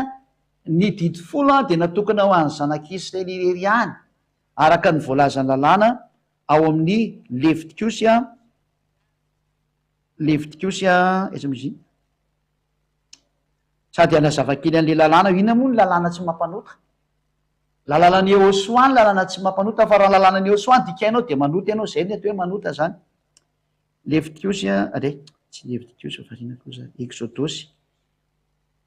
exodosy toko fahasivy ambin'ny folo a andininy fafilo fatelo ka hatramy fadimy exodosy 19 3 ka hatramy 5 hoe natokana ho an'izy any didy folo sy lalàna mose de natokana ho an'ny olona israeliana rery any zay ny valiny ary mose niakatra ho amin'andriamanitra de niantso azy avaka nanao tao tendrombohitra ka nanao taminy hoe izao no lazainao amin'ny taranak'i jakoba sy ambaranao amin'ny zanak'israely zany hoe voafahatra tsara zany ny teny omena ny taranak'i jakoba ny teny omena ny taranak'i jakoba ary ho ambara amin'ny zanak'israely voafaritra tsara izy zany zay ianareo efa nahita zay nataoko tamin'ny egiptiana sy zay nitondrako anareo tamin'ny latriny voromahery zany hoe fitanareo tsara nataoko tamin'ireo egiptianareo sy nitondrako anareo tamin'ny latriny voromahery tena matanjaka be mihitsy ny force avy any a ary ny nampankanesako anareo aty amiko ary netiko aty amiko aty nareo ko ankehitriny raha iainony feoko tokoa ianareo ka hitandrana ny fanekeko a de ho rakitra soa mihoatra noho ny firena rehetra nareo fa any tany rehetra any dada iava ny tany rehetra ka zay didy apetrany aminareo ry israelianina de arao de zao ny teny dada iava hoe ho an'ny israelianina rery any ny fitandremana an'ity fanekena ty ina moa le fanekena de ny didy folo tamin'izany fotoana zany donc avaketsika ndray ny fanekena didy folo sy lalàna mose ny fanekena aketsika amaky tena akaiky amin'ny tokony teotôromy a toko fefatra gamana izy zay a ka le fanekena anteneto zany de natokana ho any zanak'isy rery any a de zay le ovakitsika eto somary miaritra ketsika am'le toko sy andininy avoaka satria natokana ho atsika rehetrarehetra mihitsy ny izy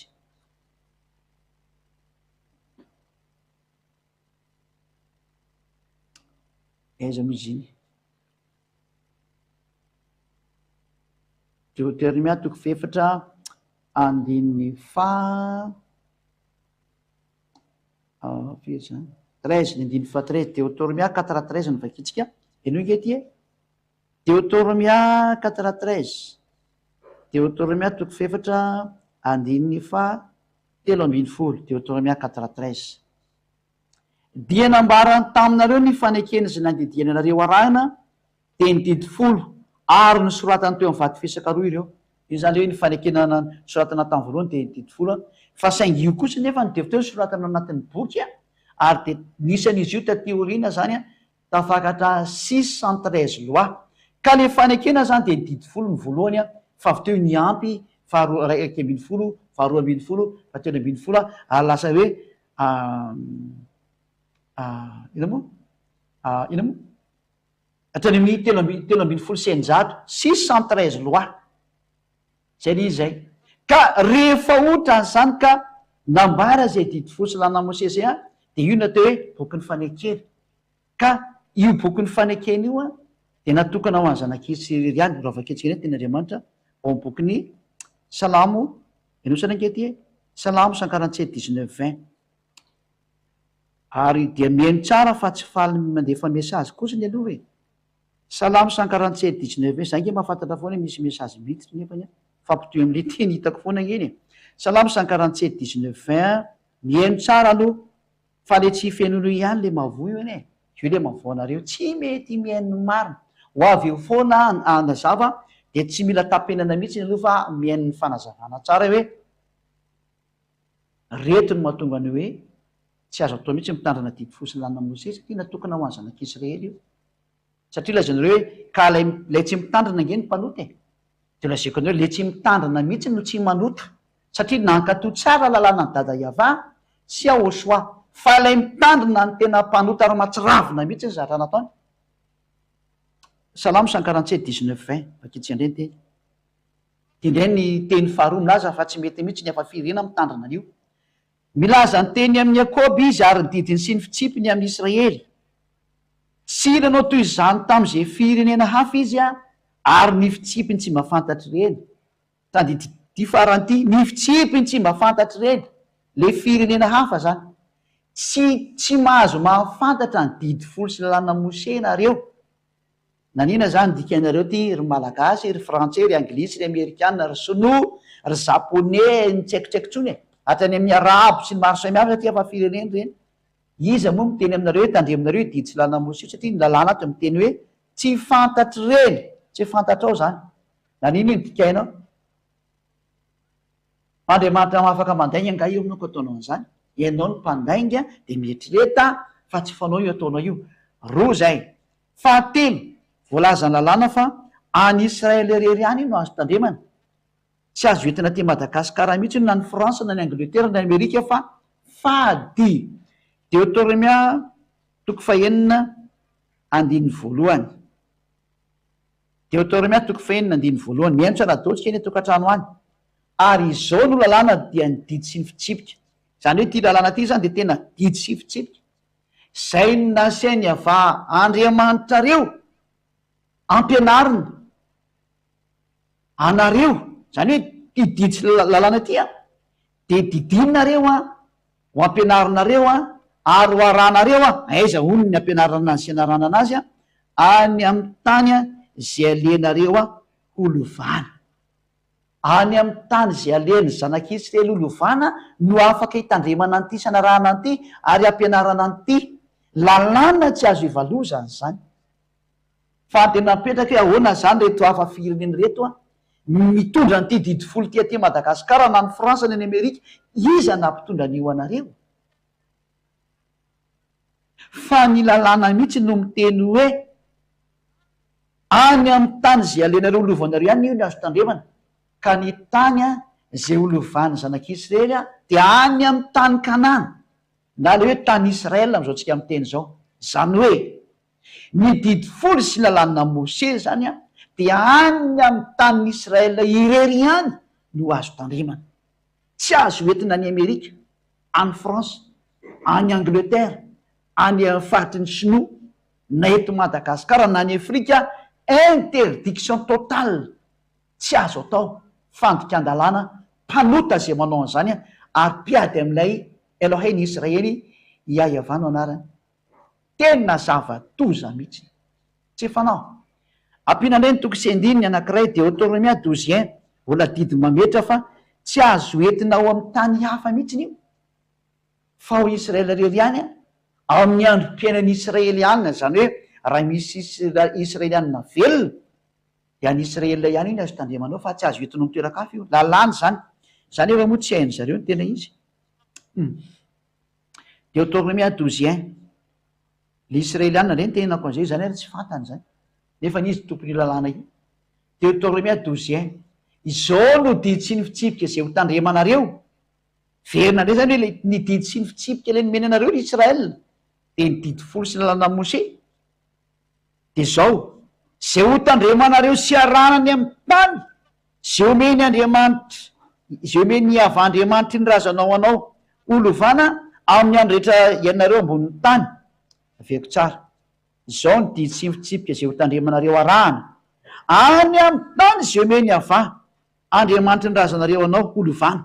Any amin'ny tany zay nomeny anazy lovanony no hitandremana an'ity didy fosalana Mose ty amin'ny andro iainana zanak'isy eto ambonin'ny tany. Zany hoe tsy mahazo mihitsy hoentina ho any amin'ny toeran-kafa io fa ao Israely irery ihany. Zany teny zany dia voafatotry ny teny hoe tsy azo anampiana, tsy azo anesorana. Deutéronomie 4:4 Deutéronomie 4:2 tsy azo dikaina zany teny zany. Ninonino no teneninao dia didy sy fitsipika zany tsy azo anampiana, tsy azo anesorana. Deutéronomie 4:2 ary rehefa manova an'izany ianao dia trany dia mpandika lalàna lasa devoly aza manao an'izany. Deutéronomie 4:2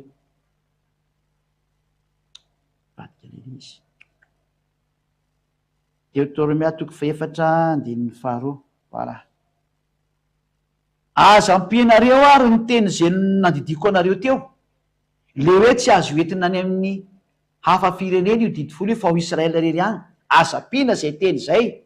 ary hoe natokana ao amin'ny Israel rery ihany ny fankatoavana an'io dia aza ampiana zay teny zay. Zany hoe aza ampianareo ny teny zay andidiko anareo ary aza anesoranareo. Tsy azo ampiana zay teny zay ary tsy azo anesorana. Rehefa hoe natokana ho an'ny Israelianina dia Israelianina rery ihany. Tsy mahazo miditra ao ny malagasy, ny frantsay, ny anglisy, ny komorianina, ny arabo, ny amerikanina sy ny sinoa tsisy mahazo miditra ao zany. Ary rehefa hoe tsy azo anampiana, tsy azo anesorana dia tsy afaka miditra ao koa ny dikan'izay na iza satria voalazany ten'Andriamanitra hoe didy ny avandriamanitra reo zay. Didy ny avà zany le hoe ao Israel rery ihany iny azo tandremana. Tsy azo anampianao zay, tsy azo anesoranao zay. Didina voaka ny dada Iavà zany. Didiny dada Iavà hoe natokana ho any zanak'Israely rery io dia tsy azo anampiana zay teny zay ary tsy azo anesorana zay teny zay. Rehefa mandika an'izay ianao dia mpandika lalàna ary devoly ny miaraka aminao tsy mpamakany amelana. Zay le izy zay. Zay aloha zany mivaly le fantena hoe tsy azo tandremana zany mihitsy io fa atalany zay mitandrina zany. Dia le zanak'Andriamanitra mihitsy ny ary no anindry an'io hoe aza anampianareo dia aza anesoranareo. Zay mitandrina an'io zany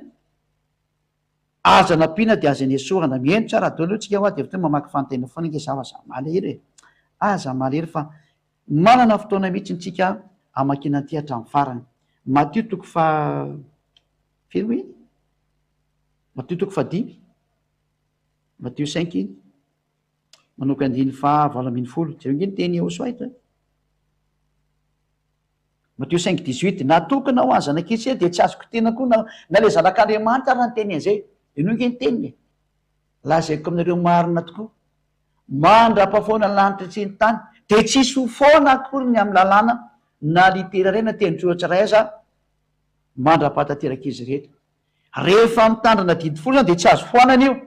Dia inona le tsy azo foana zay Josoa tsy azo foana le teny hoe natokana ho an'ny Israelianina rery io. Zay le tsy azo foana. Dia tsy azo foana koa le teny hoe any Israely rery io ny azo tandremana. Zay koa tsy azo foana. Rehefa nandika an'izay ianao zany ianao le miady amin'io Andriamanitra marinay.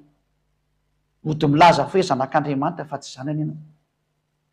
Barazy be mipetraka eo aminao hoe tsy azo atao io e. Zay aloha anankiray zay.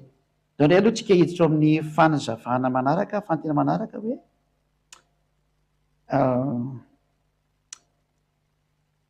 miarava tonko olona mandrava-didy folo ve de tsy hanota hitindraytsika hoe fa inona moa zany nino moa ny ipetrahana ato zay le tsy mitandrina didy folo ary tsy zay no nandravan'io aloha fa eo soa mihitsy ny nandravan'io fa tsy za fa rehefa nyravainy de nyravaiko de nyravainy le rehetrarehetra zay ny marina de andana vakio ny toranareo avoaka keto le tora sady miara mijery daholo ny atrany ampitan-dranomasina any hoe ity ny bokyny tora ty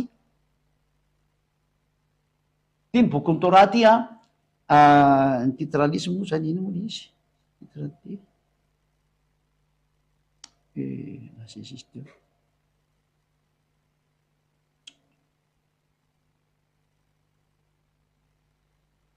misy aty hoe itamasiac.com zay le misy anazy zany zay et vualep un des taomasiac camis er for all mortals tsorepente ny tofolofolo zay ny anarany eo tofolofil tsy haiko zay dikan'ity tongavany amizay fa tsy any koa ny tena lesona atsika androany fa raha okaroa izy vita ihany fa ato am'ty boky ty mihitsy ntsika no mijery hoe boky tora zany ty soratandreo tamy teny hebreo zany ny etiketa ny filazantsara de ao am bokyny efesianina 2:15 no vakitsika tande aleo tsy de baiboly hébreu moderne mihitsy ny vakitsika anazy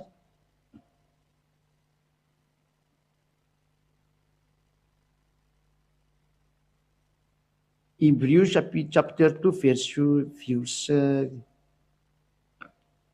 15 efesianina 2:15 zany amy teny malagasy amy teny frantsay sy malagasy amy teny malagasy zafady indrindra efesianina 2:15 de vakiko etiny izy de adikako amy teny anglisy koa satria teny anglisy ny ato zao aloha vakany amin'ny teny hebreo io le teny hebreo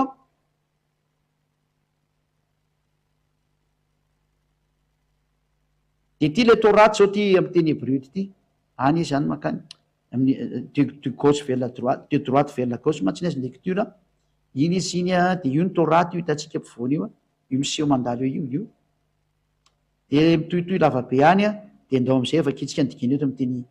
amy teny zareo efesianina 2:15 babatlo haeba bibsaro et torat hamitsot vatskot libro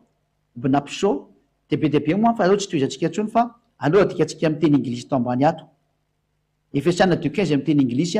de mamaky teny anglisy kosa antsika etrarera ohatra ka na tsy mahay teny hebreo azy by abolishing in his flesh the hostility which is the law of commandment zany hoe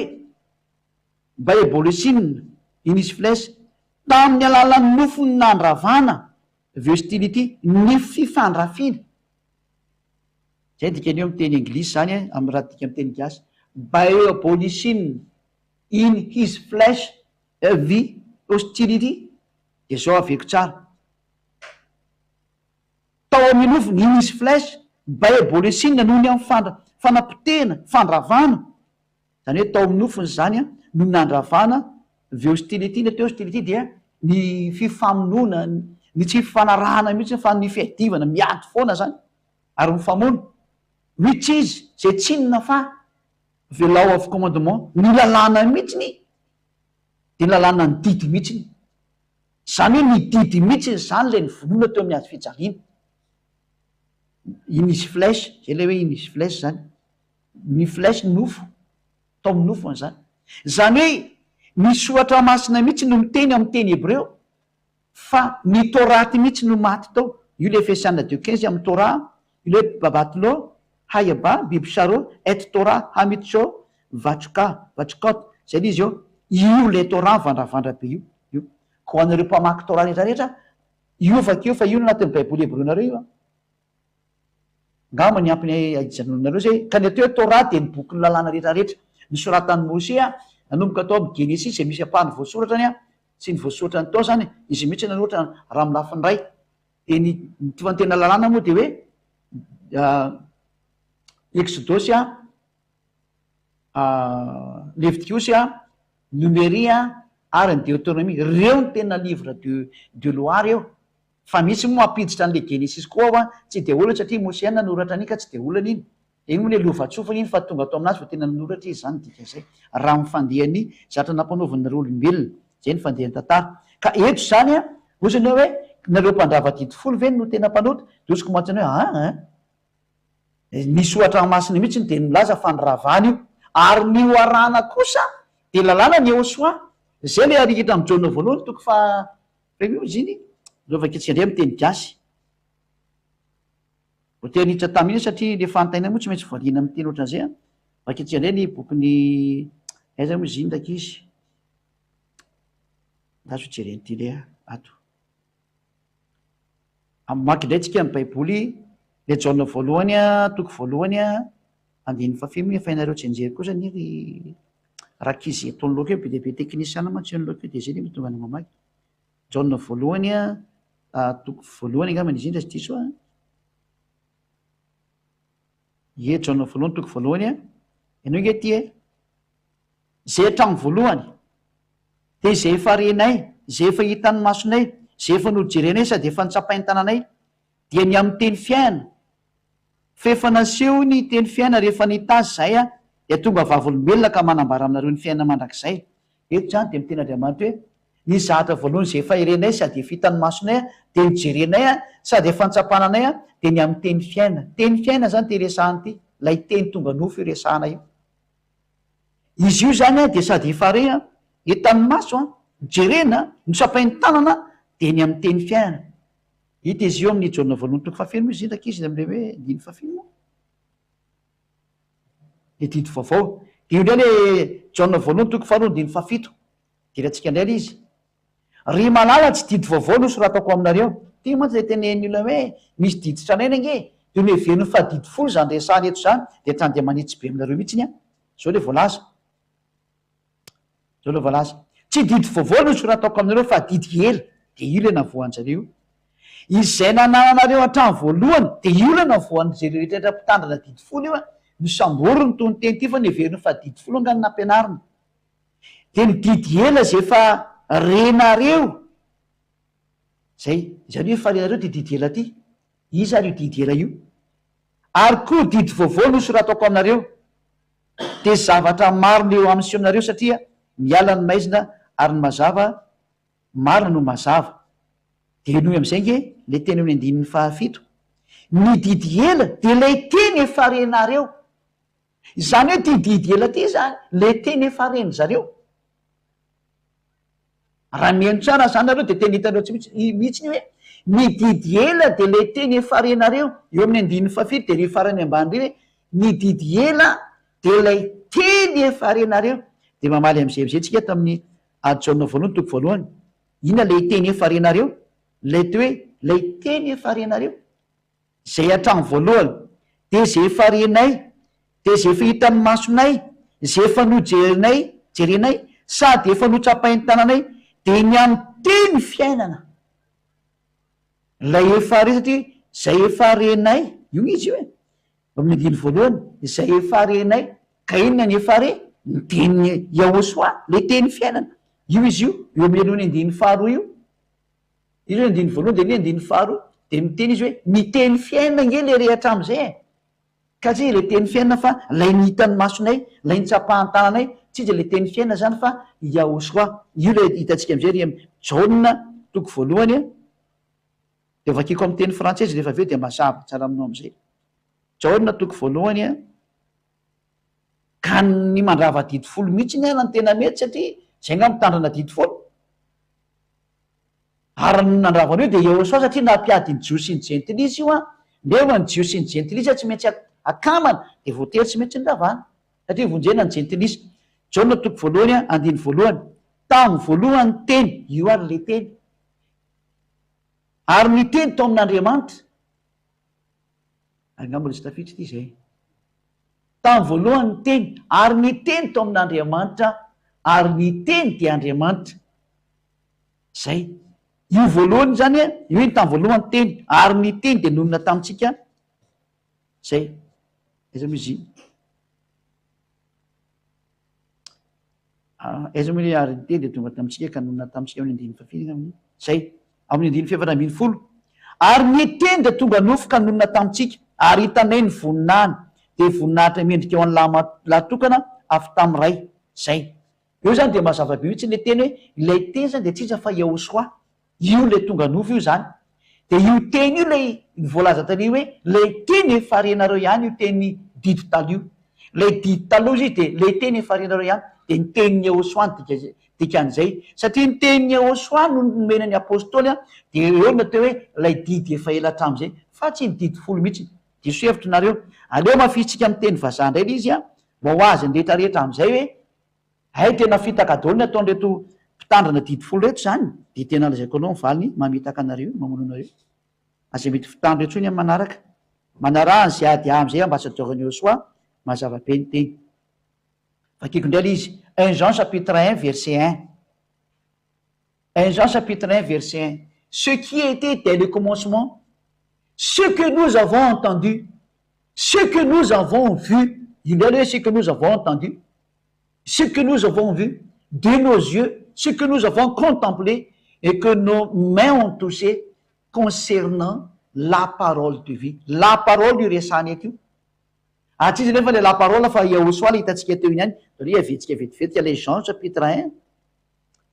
chapitre 1 verset 1 to vakitsika indray izy Jean chapitre 1 verset 1 sy ny 2 au commencement était la parole io izy io et la parole était avec Dieu et la parole était Dieu elle était au commencement avec Dieu zay andiny 14 et la parole a été faite chair io ndray izy io la parole a été faite chair elle a été parmi nous pleine de grâce et de vérité et nous avons contemplé sa gloire une gloire comme la gloire du Fils unique et venu du Père io parole io zany le tamy voalohany ary tonga atao amitsika le la parole lasa chair izy et la parole a été faite chair io nous l'avons vu là hitatsika tsara izy io iverentsika am'izay le 1 Jean chapitre 1 verset 1 teo zany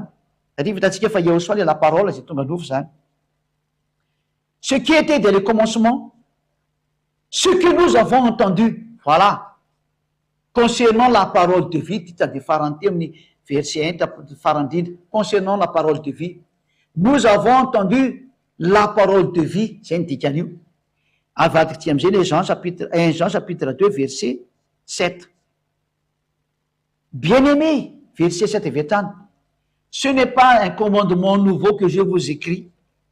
mais un commandement ancien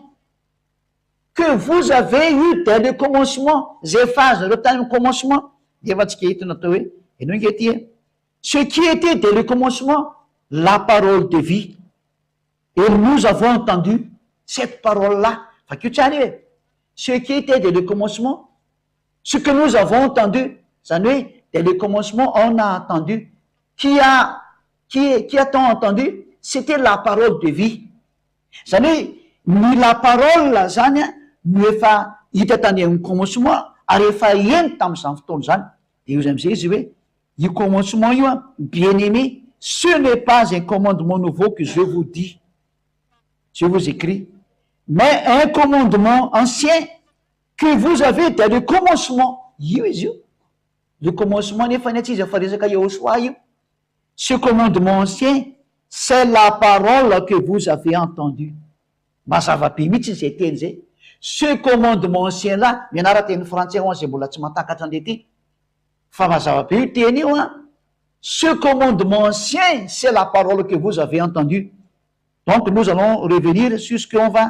qu'on vient de dire là donc ce qui était de le commencement zany zay nanomboka tamin'ny commencement zany de zao io nous avons entendu cela eninay io tamin'ny commencement io de avetsika ndray le ato amin'ny 2:7 ato bien-aimé ce n'est pas un commandement nouveau que je vous écris mais un commandement ancien que vous avez eu dès le commencement efa trany amin'ny commencement zany io de tsy izy nefa le commencement fa nous avons entendu sa parole de ty ambany ty izy concernant la parole de vie nous avons entendu cette parole là dès le commencement c'est la parole de vie ary la parole io am'izay le nyteneny eto hoe car ce commandement ancien c'est la parole que vous avez entendue. Verina zany tsika fa tsy izy akory fa lay commandement ancien zany a de tsy inona koa lay commandement ancien fa c'est la parole de vie que Yahushua a annoncé par sa bouche afin que tout le monde comprenne que c'est lui qui est le vrai sauveur. Voilà. Zany hoe dika zay teny de hoe mba ho fantatrareo fa lay teny hoe parole eto a de tsy olona hafa akory fa Yahushua tsy didy hafa le verset fa didy folo fa lay teny Yahushua. Nous avons entendu cette parole et ce commandement c'est la parole que nous avons entendue. Voilà. Nazaveko anareo zany fa tsisy idirana didy folo mihitsy resaka fa ny teny Yahushua ny resahana am'zany. La parole que nous avons entendue mazava be ty ka inona ny parole tsapain'ny apôstôly tany didy folo ve ny tsapaina tanana ary ny didy folo ve ny mpanjinina tamin'ny maso. Didy folo zany tany amin'ny zanak'Israely tany zany nisy an'zany de nirazam-beny zareo ary izy tsy nandray tanana didy folo nefa izy miteny hoe que nous avons touché par nos mains. Hitanao tsara io ka ny zavatra nyraisina tamin'ny tanana de Yahushua nyraisina tamin'ny tanana fa tsy didy folo. Ary le parole tamin'izany a la parole de vie ny resana teo et c'est la parole de vie qui est le commandement ancien. C'est-à-dire noho izany a midika an'izany de zao a midika le hoe parole de vie de io le commandement ancien tsy didy folo fa Yahushua satria Yahushua ny atao hoe la parole. Ary la parole namoaka didy a de ny didiny Yahushua. Ka zay ny valy teny nomenanao rehefa neno tsara nareo rehetrarehetra am'izay mitovy hevitra am'izay hoe tsy nanota mihitsy zay tato hoe nandrava didy folo ve ka nanota nanao ny mpitanina didy folo ny mpanota ary mitsipy any amin'ny ely satria nandidy ny dikany Elohe Israel iayavano anarany. Dikanareo zany didin'Andriamanitra zany ary tena tsy mehetra reo nitsaketsaka nefa misy tena hoe aza nampina de aza nesoa ary mpampandainga le zanak'Andriamanitra mihitsy mba mieritreretra. Faharoa ty zany a mamaky nyjely zay voavaly ny voalohany a ao ary falaiko ny vadinao de ho tsapanao zany tsy makato didy folo zany zany mampiseho mahadevoly ianao hoe ny olona mpitandrana didy folo de mpangalatra vadin'olona. Efa hitanao tsara zay le izy zay elo ihany zao tia de hoe vitanao mangalatra vadin'olona anteny izy raha mitandrana didy folo ianao a de tsy anana zany saina zany ianao fa zany ny prove fa ianareo mpitandrana didy folo de olona mpanao ratsy nareo. Za ve ny tsy mitandrana didy folo de inona tokony apatezitra anao za za nge ny tsy mitandrana efa nga mo za terenao hitandrana an'io koa sady nga misy lalàna ito ambony tany hoe tsy maintsy mitandrana an'io meo ana ny teny azay fa ho any zay teo vonjena de ndana makany amin'ny Yahushua zay le izy zay ary zay teo vonjena no entiny makany amin'ny Yahushua hoe aza misy mitandrana didy folo fa makany amin'ny elo nareo fa zay te tandrana anio mitandrenao nareo no mitandrana de zay ny teziranareo inona tokony apatezitra anao aminay. Ohatra hoe ity misy dité misy ronono de ity misy café misy poiziny efa fantatreo fa café misy poiziny izy aniny ohatrany hoe dité misy ronono no haninahy ka raha tsy olona vendrina ny tena manako inona ndre misy poiziny ndray ohatran'izany io ka say mihitsika mieritreritra mihitsy ny am'izao fotoana zao fa mifarany ane tantarantany no to mandeha zao zatra sao hoe zaranao mieritreritra rehefa tsy teo vavonjy moanao de tsy hitana izy ho tenenina fa de zay le izy zay ka zay ny valy teny hoe raha tena mitandrana didy folo tokoa ve ianao ohatra zay misy teny hoe aza mangalatra ny vadin'olona ao moa zany tsisy an'izay koa ny tena marina ianao afaka mangalatra ny vadin'olona fa zay namonany Davida raha ianao ny tantarany Davida tena ataon'Andriamanitra faizana teny hoe Elohe Israel fa izy a ka mieritreretra ianao izay tsy mitandrana didy folo ko ny vadiko nalainao fa de verinao fa vehivavy tsisy saina koa raha ny vadiko ny tenisiko ataonao an'izany tsotra kely ny vady ny aleva raha mahazaka anazy de ataovy. Rehefa te vorora sy voadaka de manaova an'izay zany anay tsy mahay manotatsonina ny vadinay aza tsy mahay an'izany izy ary ny vady zay ady tsy tia lehilahy zany za rery ny tia taka anahy koa tsy tia olo-kafa izy rery ny tiako zany ny atao amin'ny Yahushua zany ary tena fifalianao anay mihitsy zany fifalianao anay mihitsy zany hoe rery anay mihitsy zany hoe tsy mahay manao ratsy zany fiainareo mpitandrina didy folo ionao zao de mbola nambakainy ataonao zay le hoe andevona mangalakatsaka de nambakanina lefany rehefa nivoaka izy tany an-tsahy iova voaka tao daholo ny zatra rehetra tratra izy tena mana enao eo de nisy azy zany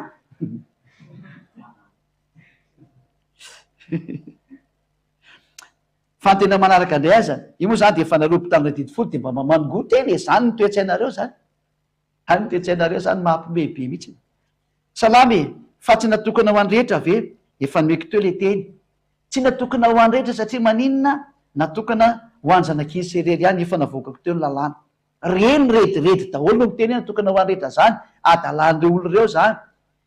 teny mose zany ange tsy azo anampiana tsy azo any esorany ka raha vao mitandrina ny didiny mose anao de didiny avany dikan'iny a de tsy azo tandremany hafa firenena lalàna tsy azo evalozana io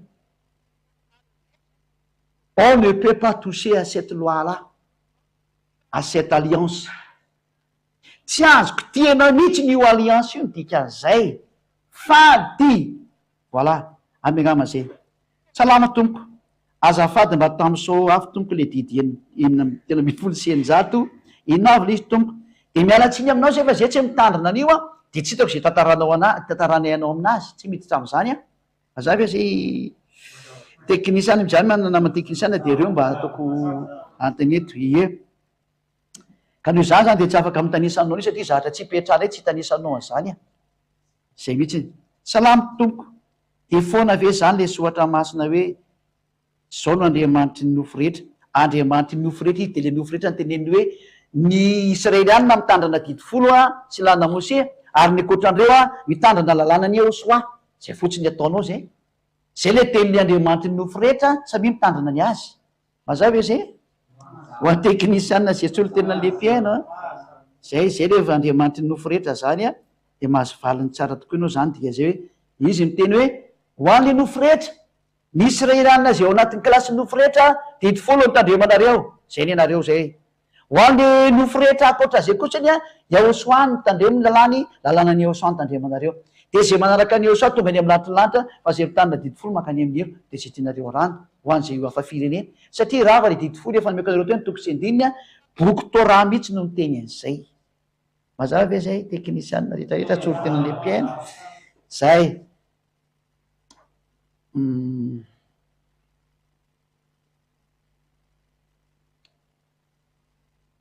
dasy le hoe misy hevitra rety alefany fanamarian'ny mpiaino a hoe zao ny andriamanitry ny nofo rehetra tinytenenina le hoe lasa fanay fa tsy nofo raha lasa fanay kosa n'le olona de manatona ny eosoa am'izay izy iaosoa am'izay no aranao satria iaosoa no natonga andeo lasa fanay de rehefa lasa fanano ny amin'ny eosoa de lalàna ny eosoa am'izay no arahanao fa tsy mitandrana didy folo intsony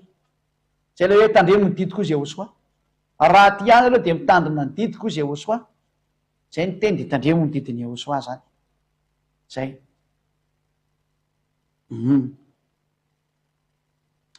zay zany fa de tsisy trony ny fanontaniana ny avy any ampitan-dranomasina loatra de mbola tsy mandefa fanontaniana fa mety raha-pitsoanay zareo vao mametraka fantina fa mbola mandinika tsara zareo zay fa de miraso atsika tainy eosoa ndray zany a zay ny famararana ny fampianarana tandroany a de mbola misy anakaiky aty da ndray aloha toizatsika ary salama tompoko ahoana marina moa ny tena nahitana n'lay anarana efa nampianarina teto zay fa rene many amin'ny fotoana manaraka atsika mamaly an'izay satria lay anarana zany de tena zay fotsiny e ny nahitana an'lay anarana zany a de efa nazavaiko avy any aminay anaran'le zokiko io a avy any amy lanitrylanitra io anarana io nomena anareo aty a de ny afantaranareo anazy de zao afaka mifahotana zay miaraka am'izay ihany ny fahafantaranareo an'io atria zay ny anton'le nanomezana andreo an'iny mpamonjy iny a afaka anareo mifahotana de tsy mpanota-tsony ka rehefa tonga le hoe afaka mifahotana tsy manota-tsony zay miaraka aminy a io le anarana io de zao toriko aminao zao tsy misy fanontaniana lavabe zany ka raha miteny hoe izy andahitanareo le anarana efa name fanamporofona ihany araka nalàna mose sy ny rehetrarehetra zay miko anareo kanefa ny lavabe kosa zany a lasa fampianarana hafabe izy fa aleto atsika manaraka andray zany zay egnane mba heny fotsinao satria rehefa tonga mampianatra iny de no tsy miheno zay misy le olana zay tsy miheno nareo rehefa mampianatra de zay sao le tena manisan'ny mampalelo fa zataon'zany a fa valitsika amin'ny fotoana manaraka andreny a amin'ny fampianarana manaraka zay zany fanontany mbola misy ty tsisy trony ka tapitra teo ngamany izy zay zany fa de miraso atsika rehetra samy hotainao soaza tsy misy trony no fampiny message hitako ato dika aby le andrasako kely vetivetika ary aloha io andry kely a zay tapitra hono izy ny mpandefa mesazy satria ny telefonako ampiasaina dia tsy afaka mandeha mesazy a dia vita treo zany ny fampianarana matoka fa faly daholo zay nen'ny fampianarana sy ny fanazavana ary ny faniriny zay aty a dia tonga soa daholo vonjena rehetrarehetra na vahiny a na hafa firenena samy tonga ato amin'ny soa daholy samy vonjena daholy dia mirazo tsiketra samy tonga soa ty amin'ny osoa dia nio tsara daholo zay nampianariko zay fa hitanao tsara fa tena famonjeny zany voninahitra ho any dadamala iava voninahitra ho any osoa ary vavatsika sotra betsaka dadamala iavano ny amin'ny teny rehetra zay nomeko teo misotranao ny amin'ny soavanao indrindra sy ny atsaranao lehibe nomenao zao teny tsara sy mamonjy fiainana mandrakizay Yahosoa le fanafotana sy famonjena taio ny teny hitondra soa sy fahasoavana ho an'izay rehetra miaino zao voninahitra anao mandrakizay mankalaza anao sy mankasitraka ny nataonao Yahosoa vonjeo ny olona ary niangatany zay ady amandrakariva dadamala iaiavasy Yahosoa dia zao ny andefasanao ny fanahy masina hisitona ny olona hiverina am'izay ho any aminao aza atao misy mijanona zay voalahatra fa mahatonga soa atao aminao dada iavasy Yahosoa efa nomeko ny teninao sy ny fampianarana zay mitondra azy hoakaty aminao Yahosoa anjaranao ny sisa dadamala iavasy Yahosoa vonjeo daholo zay rehetra any ampitan-dranomasina any amin'ny anaranao Yahosoa no asany vavaka izany amen dia miraso tsiketra samy teny Yahosoa mafitohizan'ny fampianarana ho amin'ny manaraka indray a